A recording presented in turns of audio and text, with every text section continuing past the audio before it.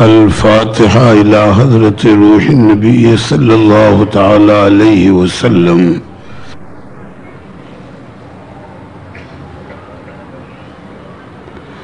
إن الله وملائكته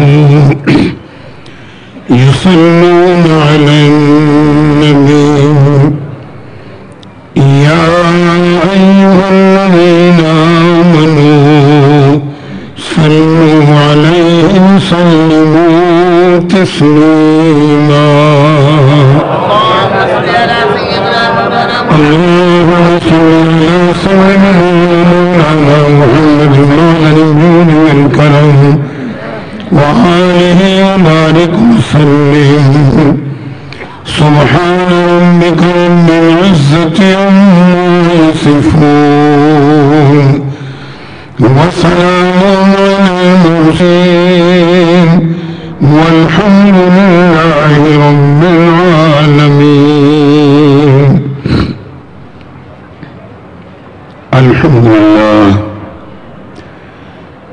الحمد لله نحمده ونستعينه ونستغفره ونؤمن به ونتوكل عليه ونعوذ بالله من شرور أنفسنا ومن سيئات أعمالنا. من يهده الله فلا مضل له ومن يضلله فلا هادي له. ونشهد أن لا إله إلا الله وحده لا شريك له. ونشهد أن سيدنا ومولانا محمدا عبده ورسوله. أما بعد فأعوذ بالله من الشيطان الرجيم. بسم الله الرحمن الرحيم. سبحان الذي يسرى بعبده ليلا من المسجد الحرام إلى المسجد الأقصى. صدق الله وصدق رسوله النبي الكريم. يا أكرم الخلق ما لي من ألوذ به سواك عند حلول الحادث العظيم. فإن من جودك الدنيا وذرتها ومن علومك علم اللوح والقلم. محمد سيد الكونين والثقلين والفريقين من عرب ومن عجم. هو الحبيب الذي ترجى شفاعته لكل هول من الأهوال متهم. غوث اعظم ضمني بسر صاما مددي قبلي مددي كعبة إمام مددي. ما قدائنت سلطان عالم هستي التدارين تما يا شهيدي لا مددي. بدل دادی بلا افتاد کشتی ضعیفان شکستارات پشتی. بحق خواجہ عثمان ہارون مدد کن یا معین الدین چشتی. الطفیلی سید سالار مسعود زمان شیر حق شاہ شہیدان فاتح ہندوستان.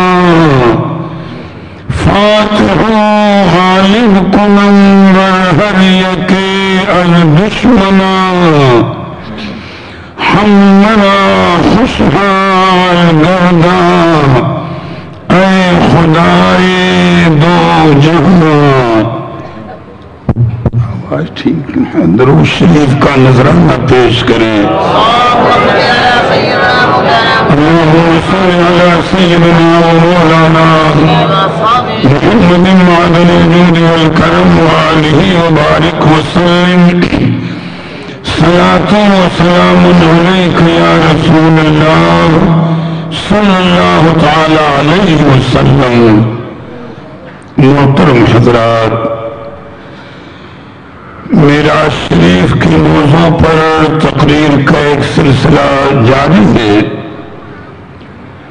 میں نے کل تک سرکار کے ساتویں آسمان کی سیر فرمانے اور مشاہدات کا کہ سرکار نے وہاں کیا دیکھا، کیا ملاحظہ فرمایا، ایک مختصر تذکرہ کیا تھا. چونکہ تفصیلات کے لیے تو بہرحال وقت چاہیے.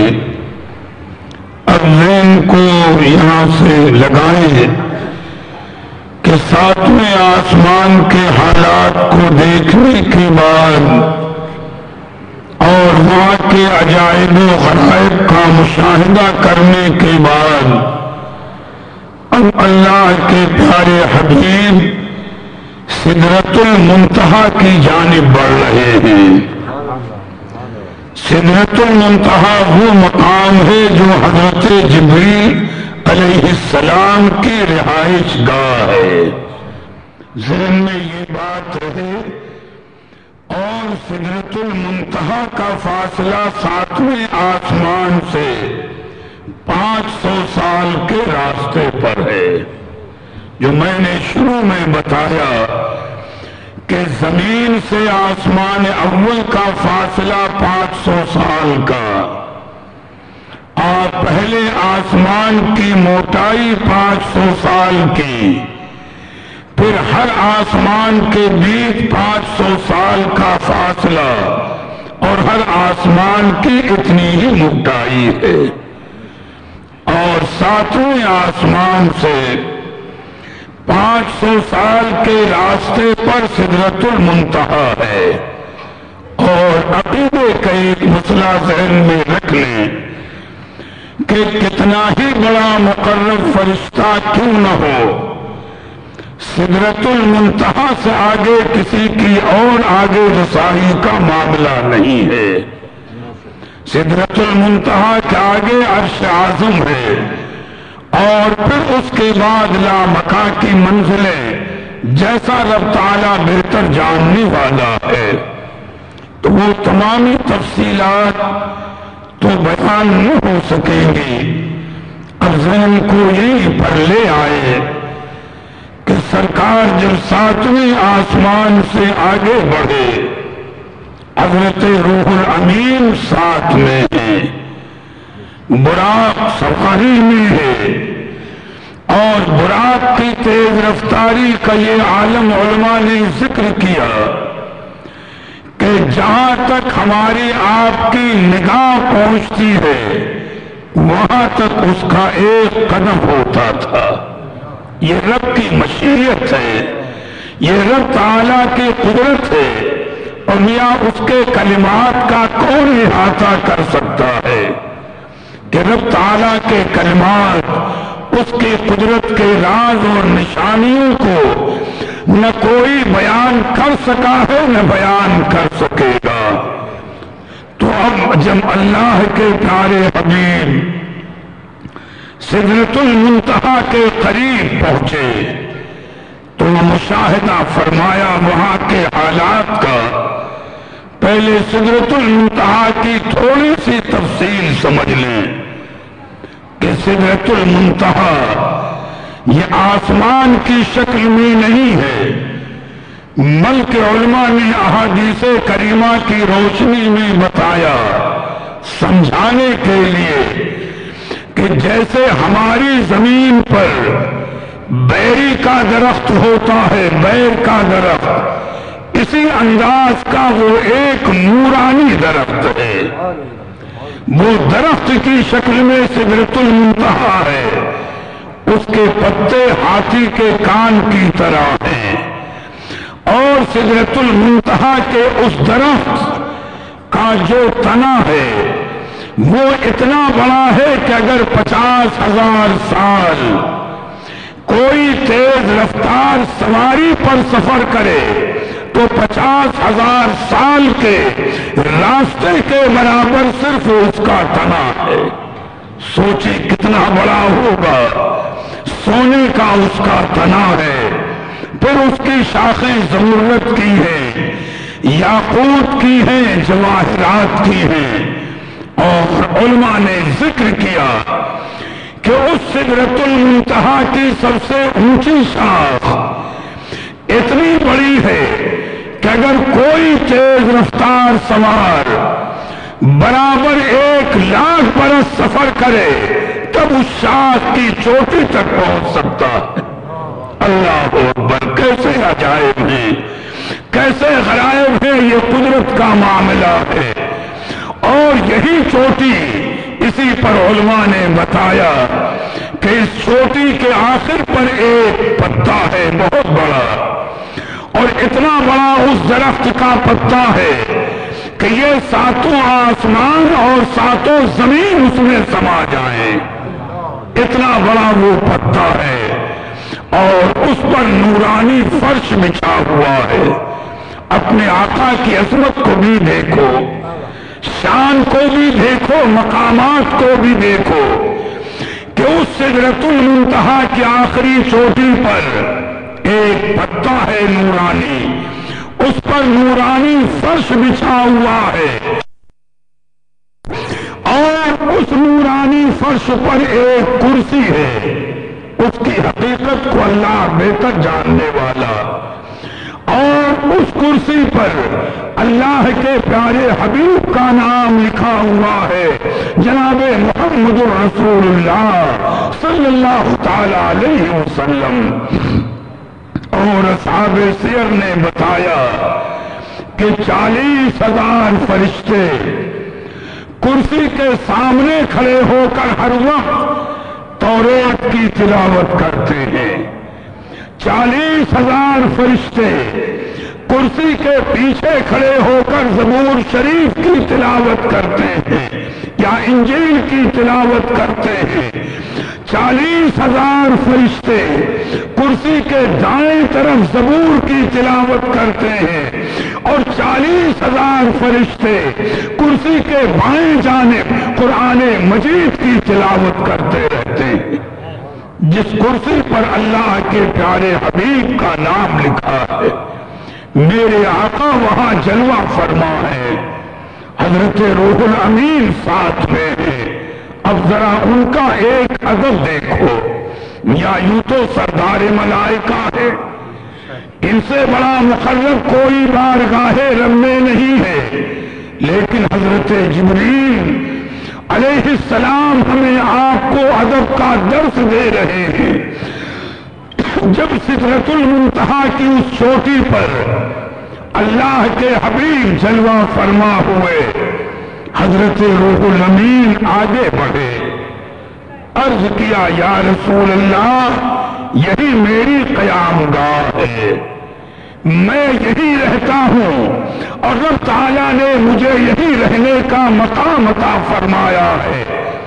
آج شب معراج میری ایک تمنا ہے، میری ایک آرزو ہے کہ آپ میری اس قیام گاہ پر 2 رکعت نماز ادا فرما لیجیے، جیسے آپ نے بیت المقدس میں نماز پڑھی ہے، بیت المعمور میں نماز پڑھی ہے، تو میری اس قیام گاہ پر بھی آپ 2 رکعت نماز ادا فرما لیں۔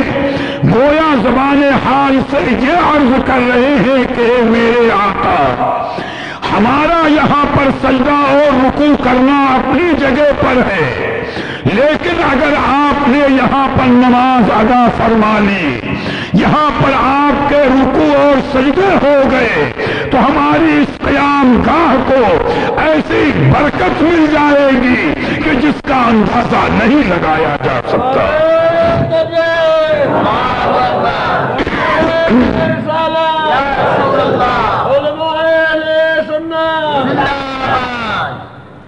اور صوفیاء نے یہ بھی فرمایا کہ گویا حضرت جبریل کی ایک لحاظ سے یہ بھی تمنا تھی کہ جو آپ کی عبادت کی وجہ سے میری قیام گاہ انوار و برکات کا منظر بن جائے، کا مرکز بن جائے گی، تو اب جب میں عبادت کے لیے کھڑا ہوں گا تو میرے سجدوں کا مقام کچھ اور ہوگا، میری عبادت کا مقام کچھ اور ہوگا۔ یہیں پر علماء نے ایک مسئلہ بتایا، حضرت جبریل کے طرز عمل سے ایک عقیدہ حل ہوا، ہمارا ایک مسئلہ حل ہوا کہ آج ہم ان مقامات کا ادب کرتے ہیں جہاں کسی اللہ کے ولی نے عبادت کی ہے، کسی اللہ کے ولی نے ذکر الہی کیا ہے، سجدے کیے ہیں، تسبیح پڑھی ہے، تو گویا حضرت جبریل کے طرز عمل سے سمجھ مل گئی کہ جب وہ نبی کی عبادت سے اپنے مقام کو برتر اور پاکیزہ بنانا چاہتے ہیں اور وہ برکتیں قیامت تک رہیں گی، تو بلا تمثیل نبی کا سچا غلام روئے زمین پر جہاں عبادت کر لے گا وہ جگہ قیامت تک کے لیے متبرک ہو جائے گی۔ یا ہم جب بھی جائیں گے فیض وہی ملے گا، روحانیت وہی ملے گی۔ اب رہا اگر کسی چیلے گاہ پر جاہل اور نادانوں نے اپنی طرف سے کچھ رسمیں اور طریقے گڑھ لیے ہوں جو شریعت کے خلاف ہو تو یہ ان کی ذمہ داری ہے، لیکن اصل مسئلہ اپنی جگہ پر حق اور سچ ہے۔ میں نے ایک مسئلے کی وضاحت کی، سرکار نے وہاں پر نماز ادا فرمائی اور نماز سے فارغ ہونے کے بعد اب یہاں پر ایک تشریح ملتی ہے۔ سرکار نے وہاں یہ بھی ملاحظہ فرمایا کہ مثال دی گئی ہے کہ جیسے پروانے شمع پر جھرمٹ مار کر نثار ہوتے رہتے ہیں، ایک کے بعد ایک نثار ہوتا رہتا ہے، ویسے راویوں کا بیان ہے کہ اللہ کے حبیب نے دیکھا کہ پورے سدرۃ المنتہا کے درخت پر پروانوں کی طرح فرشتوں کا ہجوم ہے، فرشتے گویا ٹوٹے پڑ رہے ہیں، اور جب سرکار کو دیکھا انہوں نے تو خوشی کے عالم میں صلاۃ و سلام عرض کر رہے ہیں، دست بستہ ہاتھ باندھے ہوئے سرکار پر درود و سلام کا نذرانہ پیش کرنے لگے۔ گویا علماء نے ایک نقطہ یہ بھی بیان کیا کہ وہ فرشتے جھرمٹ مار کر سدرۃ المنتہا پر اس لیے جمع تھے کہ زمین پر نہ جا سکیں گے، لیکن جب شب معراج اللہ کے حبیب سدرۃ المنتہا سے گزریں گے ہم یہیں پر دیدار کر کے اور صلاۃ و سلام کا حق ادا کر لیں گے۔ میاں یہ سرکار کی شان ہے، یہ میرے آقا کا مقام ہے اور یہ میرے آقا کا درجہ ہے۔ اور پھر وہیں پر علماء نے دوسری روایت یہ بھی نقل کی، اگر ان عجائب و غرائب کو میں بیان کروں تو ایک وقت چاہیے۔ سرکار نے نظر ڈالی تو دیکھا کہ سدرۃ المنتہا کی جڑ سے 4 نہریں جاری ہیں، ان کا نورانی پانی جاری ہے، کہاں جا رہا ہے اللہ بہتر جاننے والا۔ سرکار نے فرمایا اے روح الامین یہ بتاؤ یہ نہریں کیسی ہیں جو سدرۃ المنتہا کی جڑ سے جاری ہے؟ تو ایسے روح الامین عرض کرتے ہیں کہ اے میرے آقا حقیقت تو رب تعالیٰ جاننے والا ہے، مجھے اتنا علم ہے کہ اس میں سے 2 باطنی نہریں ہیں جو جنت میں چلی گئی ہیں اور جو ظاہری نہریں یعنی دریا ہیں جن کا تعلق زمین سے ہے، اور ان دریاؤں کا نام دریائے نیل اور دریائے فرات ہے۔ یہ رب تعالیٰ کے قدرت کے عجائب ہیں۔ اور پھر میرے آقا نے وہیں پر ایک دریا اور دیکھا جس کو دریائے رحمت کہتے ہیں۔ سرکار نے وہیں پر سدرۃ المنتہا پر جلوہ فرما ہے۔ یہ چیزیں میرے آقا مشاہدہ کر رہے ہیں کہ دریائے رحمت کا مشاہدہ فرمایا، اور اس میں میرے آقا نے دیکھا کہ کچھ لوگ ہیں جن کے چہرے سیاہ ہیں، وہ ایک جانب سے آتے ہیں، ان کے چہرے سیاہ ہیں، انتہائی کالے ہیں، لیکن جب اس دریائے رحمت میں آ کر کے وہ غوطہ لگاتے ہیں اور غوطہ لگانے کے بعد باہر نکلتے ہیں تو ان کا چہرہ اور پورا بدن نورانی ہو جاتا ہے۔ ان کا پورا بدن اور چہرہ نورانی ہو جاتا ہے۔ حضرت روح الامین علیہ السلام عرض کرتے ہیں، اے اللہ کے پیارے رسول، یہ عالم مثال میں آپ کو آپ کی امت کی حالت دکھائی جا رہی ہے۔ حضرت روح الامین عرض کرتے ہیں کہ اے اللہ کے پیارے حبیب، یہ رب کا کرم ہے کہ عالم مثال میں آپ کی امت کی حالت دکھائی جا رہی ہے۔ یعنی اشارہ یہ ہے کہ اگر آپ کا کوئی امتی گناہوں میں مبتلا ہوگا، بھئی لغزش ہوگی، نفس کے بہکانے سے، شیطان کے بہکانے سے اس سے اگر لغزش واقع ہو گئی تو اگر اس کا دل اور چہرہ گناہ سے سیاہ ہوگا، لیکن اگر وہ اپنے گناہوں کو یاد کر کے خدا کے خوف سے شرمندہ ہو کر کے سچی توبہ کر لے گا تو جیسے یہ کالے چہرے والے دریائے رحمت میں غوطہ لگا کر نورانی چہرے والے بن جاتے ہیں، ایسے ہی گناہوں سے سچی توبہ کرنے والا آپ کا امتی نورانی چہرے والا ہو جائے گا، گناہ کی سیاہی مٹ جائے گی۔ اللہ تعالیٰ آپ کو، ہمیں، ہر مومن کو ہمارے گناہوں پر سچی ندامت اور توبہ کی توفیق عطا فرمائے۔ پھر میرے آقا نے اور بہت سی چیزوں کو ملاحظہ فرمایا، اور پھر وہی سرکار نے دیکھا کہ سدرۃ المنتہا کے نیچے اونٹوں کی ایک قطار جاری ہے۔ درود پاک پڑھ لیں تو میں تفصیل تھوڑی سی عرض کر دوں۔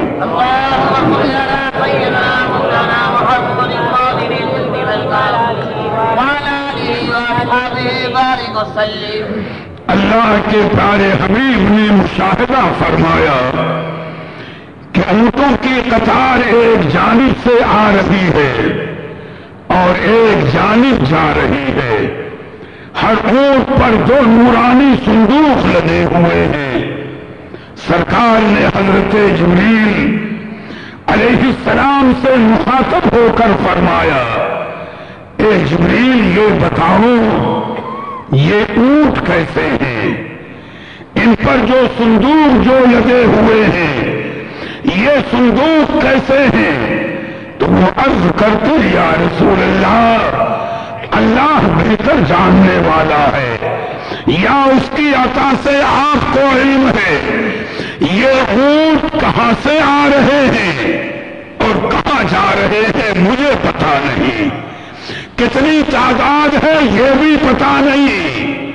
اور پھر ذرا اندازہ لگاؤ کہ رب نے یہی تو فرمایا ہے، کبھی سکون رہا تو آیت کریمہ کی تشریح مکمل طریقے پر عرض کروں گا کہ رب فرماتا ہے لِنُرِيَهُ مِنْ آیَاتِنَا الْكُبْرَى، رب فرماتا ہے کہ میں نے اپنے محبوب کو معراج اس لیے کرائی کہ ان کو اپنی بڑی بڑی نشانیاں دکھائے۔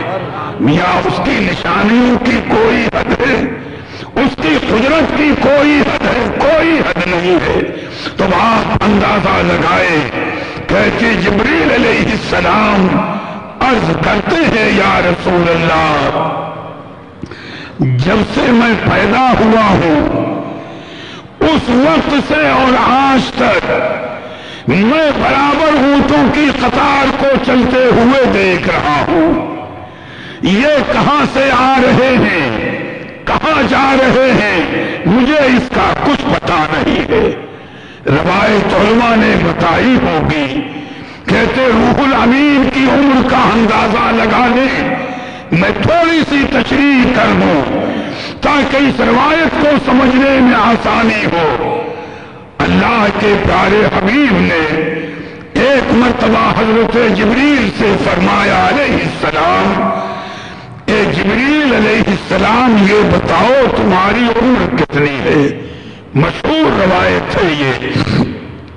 تو عرض کرتے ہیں کہ یا رسول اللہ، مجھے اپنی عمر کا تو صحیح علم نہیں کہ کتنے ہزار یا لاکھ یا 100 برس ہے، بس ایک اندازہ میں عرض کرتا ہوں کہ جب رب تعالیٰ نے مجھے پیدا فرمایا تو میں نے عرش کے حجاب عظمت میں ایک نورانی تارے کو چمکتے ہوئے دیکھا، اور دیکھنے کی شان یہ ہے کہ وہ نورانی تارا 70,000 سال کے بعد ایک دفعہ چمکتا تھا، 1-2 سال نہیں۔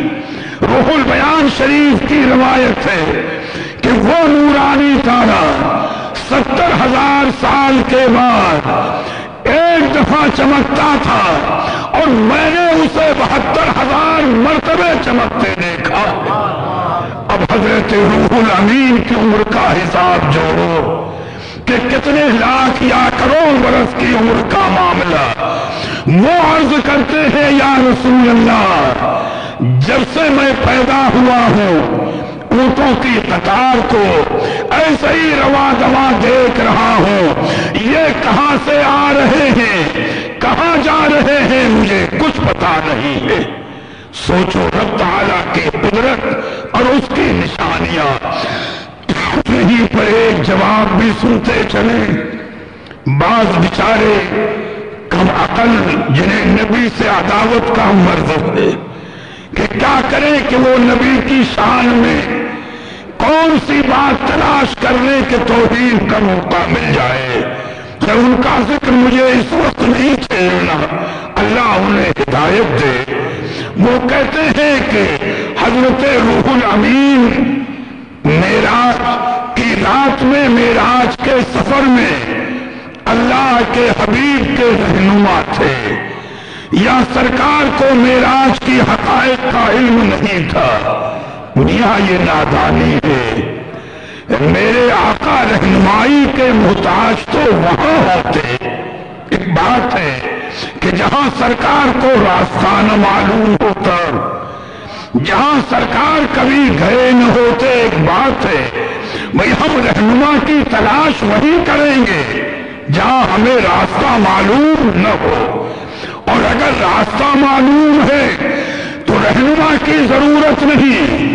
ابھی جو روایت نے عرض کی اس کا ایک ٹکڑا باقی رہ گیا ہے کہ جب حضرت روح الامین علیہ السلام عرض کرتے ہیں کہ یا رسول اللہ، میں نے عرش کے پردے میں اس تارے کو جو 70,000 سال کے بعد ایک دفعہ چمکتا تھا، میں نے 72,000 مرتبے چمکتے دیکھا ہے۔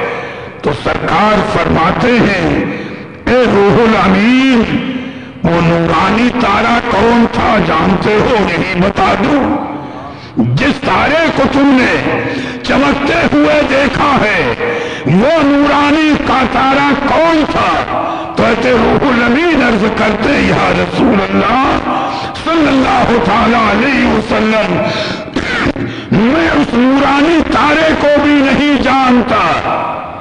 تو روایت کے الفاظ سنو، اللہ کے حبیب فرماتے ہیں کہ یا جبریل واللہ انا ذالک الکوکب، یعنی اے حضرت جبریل، عرش کے پردے میں تم نے جس نورانی تارے کو چمکتے ہوئے دیکھا ہے وہ میرا نور تھا جو عرش کے پردوں میں چمک رہا تھا۔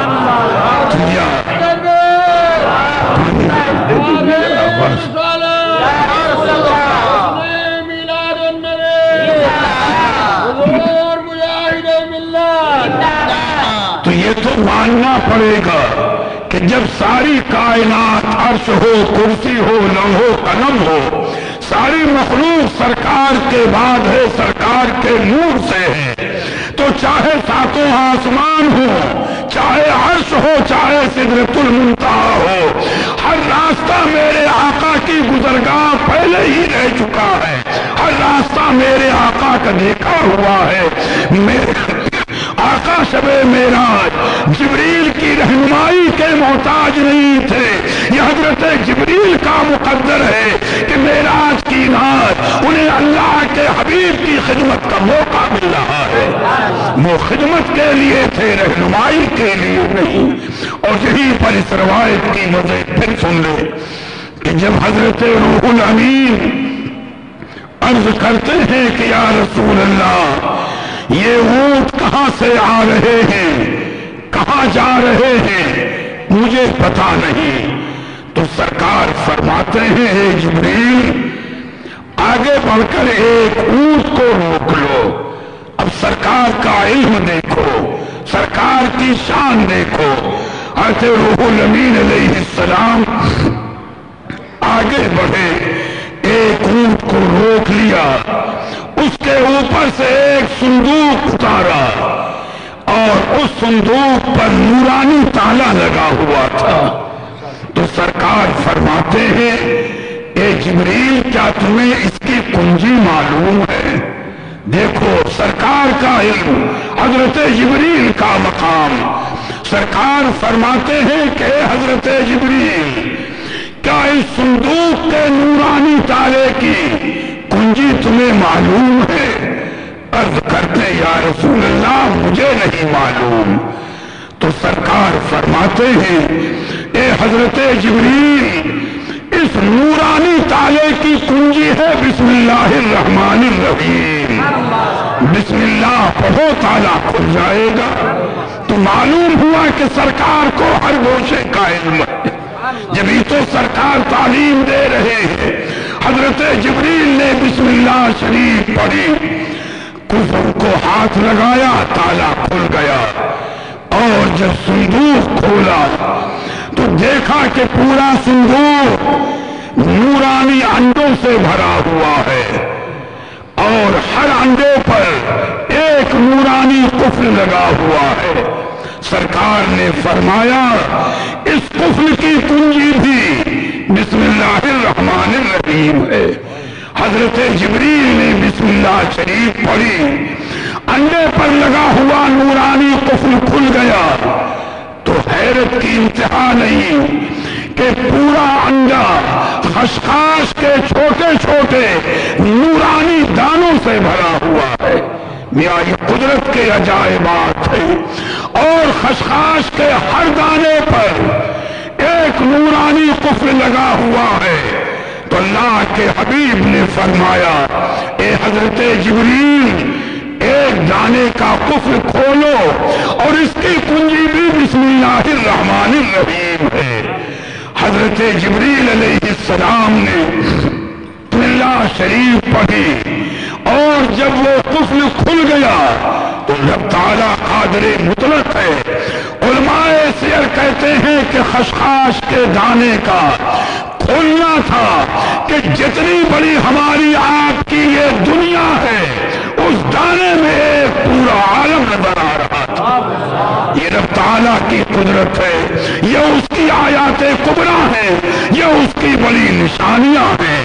اور جب دانا کھل گیا پورا عالم نظر آ رہا ہے، تو علماء سیر بیان کرتے ہیں کہ وہیں پر ایک جگہ محفل نظر آئی کہ ہزاروں کا مجمع، ایک واعظ کھڑا ہوا بیان کر رہا ہے، اللہ کے حبیب حضرت روح الامین کے ساتھ اس مجمع میں شامل ہو گئے۔ واعظ بیان اس وقت یہ کر رہا تھا کہ اے لوگوں، میں تمہیں نصیحت کرتا ہوں کہ پانی ہے، پانی پر مٹی کا ڈھیلا ہے اور اس پر نبی آخر الزماں کا ظہور ہو چکا ہے۔ جب تک ان پر ایمان نہ لاؤ گے نجات نہیں ہوگی۔ واعظ یہ بیان کر رہا ہے کہ کسی نے مجمع سے کہا، اے واعظ، بات سمجھ میں نہیں آتی کہ پانی ہو اس پر مٹی کا ڈھیلا ہو، یہ تعجب خیز بات ہے۔ اس کا اعتراض کرنا تھا۔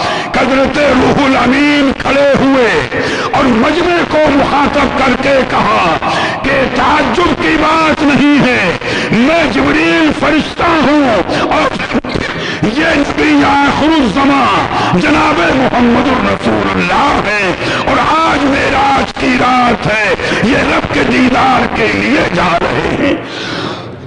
راوی کہتا ہے حضرت جبریل علیہ السلام کا اتنا اعلان کرنا تھا کہ واعظ نے اور پورے مجمع نے مل کر برجستہ پڑھا، اشہد ان لا الہ الا اللہ واشہد ان محمد رسول اللہ۔ واقعہ ہو گیا تو اللہ کے حبیب نے فرمایا، اے روح الامین، یہ قدرت کے عجائب و غرائب ہیں اور یہ قدرت کے راز ہیں، جب وہ چاہے گا ظاہر ہوں گے۔ اب جس طرح تم نے بسم اللہ پڑھ کر کے ہر تالے کو کھولا ہے تو بند کرنے کی کنجی بھی بسم اللہ ہے، بسم اللہ پڑھتے جاؤ، ہر تالا بند ہوتا چلا جائے گا۔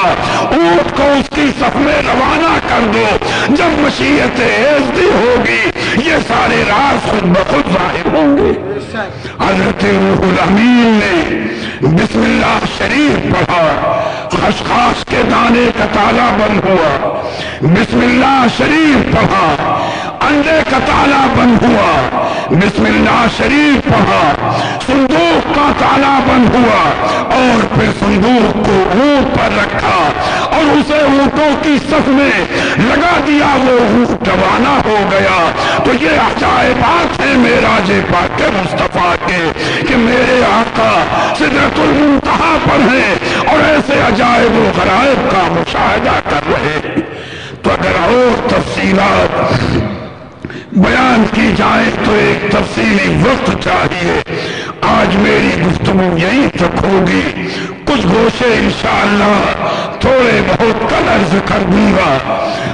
درود پاک پڑھ لیں تو پیدائش پاک عرض کر دوں۔ اللہم صلی علی سیدنا و مولانا محمد معظم الجود والکرم وآلہ وبارک وسلم۔ جب یہ نظام عالم بگڑ چکا تھا، دنیا گمراہ ہو چکی تھی، ہر طرف کفر و شرک کا دورہ تھا، تو اس نظام عالم کو سنوارنے کے لیے ہمارے آپ کا آقا و مولا حضور مدنی تاجدار اللہ کے محبوب حضور دانا و غیوب روحی فدا ہو جناب محمد الرسول اللہ صلی اللہ تعالی علیہ وسلم ربیع الاول شریف کے مہینے میں دوشنبے کے دن 12 تاریخ صبح صادق کے وقت باہزارہ جاہو جلال جلوہ فرما ہوئے سرکار کی آمد پر تمامی انبیاء، حور و خلمہ، ملائکہ، غرض کے ساری کائنات نے حدلے درود و سلام۔ مصطفیٰ جان رحمت پہ لاکھوں سلام، مصطفیٰ جان رحمت پہ لاکھوں سلام، شمع بز میں ہدایت جب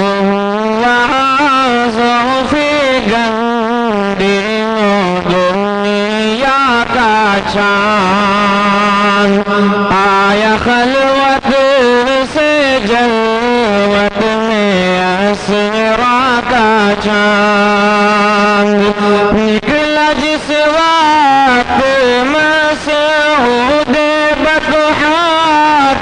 چاند جی سوہانی گھڑی چمکا طیبہ کا چاند سے دل افراز ساتھ لاکھوں سلام مصطفیٰ جان رحمت لاکھوں سلام شمع بز میں ہدایت لاکھوں سلام جس کے عالی مقالات وحی خدا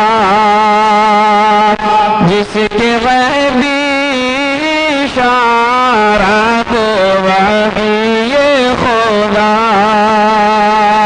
جس کے الفاظ آیات وحی خدا وہ گہن جس کی ہر بات وحی خدا چشمہ علم حکمت لاکھوں سلام مصطفیٰ جان رحمت لاکھوں سلام شمع بز میں ہدایت لاکھوں سلام امر جود و عطا کس پہ برسا نہیں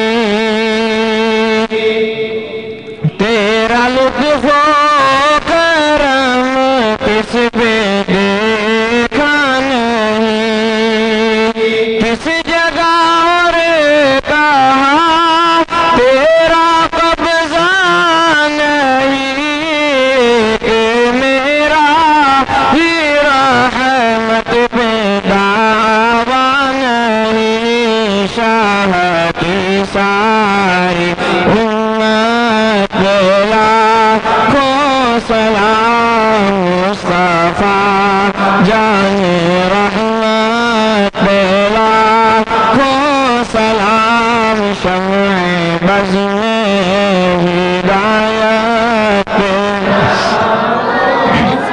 مرشدی شاہ احمد رضا خان رضا فیض یاب کمالات حسن رضا ساتھ اختر بھی ہو زمزم خان رضا جب کہ خدمت قدس کا ہے خان رضا مصطفیٰ جان رحمت لاکھوں سلام شمع بز میں ہدایت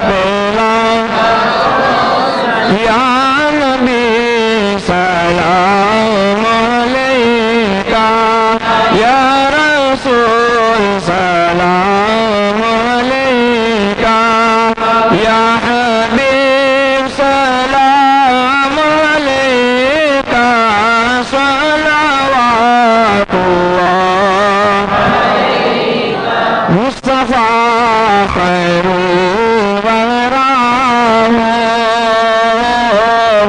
سرور ہر دو سرا اپنے اچھوں کا تصدق ہم بدوں کو بھی ہبا ہو یا نبی سلام علیکہ یا رسول سلام علیکہ یا حبیب سلام علیکہ صلوات اللہ علیکہ الصلاة والسلام عليك يا نبي الله الصلاة والسلام عليك يا رسول الله الصلاة والسلام عليك يا حبيب الله على سيدنا ومولانا محمد المهدن الجود والكرم وآلہ بارک وسلم. باری تبارک و تعالیٰ اپنے حبیب پاک کے وسیلے سے ہماری ظاہری اور باطنی برائیوں کو دور فرما دے. ہمیں نیک اعمال کی توفیق عطا فرما. ہمیں نمازی بنا, ہمیں روزے دار بنا. مریضوں کو شفا عطا فرما. قرضداروں کو قرض سے سبکدوش فرما دے. بانیان محفل, منتظمین محفل, حاضرین محفل, سب کی جائز تمنائیں پوری فرما. سب کے کاروبار میں, دین و ایمان میں, رزق میں, عمر میں, اولاد میں ترقی و برکتیں عطا فرما. اس محفل کے قائم کرنے میں جن لوگوں نے دامے دلنے قدمے سخنے کسی طرح بھی حصہ لیا ہے, مولا تعالیٰ ان سب پر اپنی بے شمار رحمتیں نازل فرما. وصلی اللہ تعالیٰ علی خیر خلقہ محمد وآلہ واصحابہ اجمعین برحمتک یا ارحم الراحمین. الفاتحہ. ان اللہ وملائکتہ یصلون علی النبی یا ایھا الذین آمنوا صلوا علیہ وسلموا تسلیما. اللہم صل علی سیدنا محمد وعلى الجود والكرم وآلہ وبارک وسلم. سبحان ربک رب العزة عما يصفون وسلام على المرسلين والحمد لله رب العالمين. بحق لا إله إلا الله.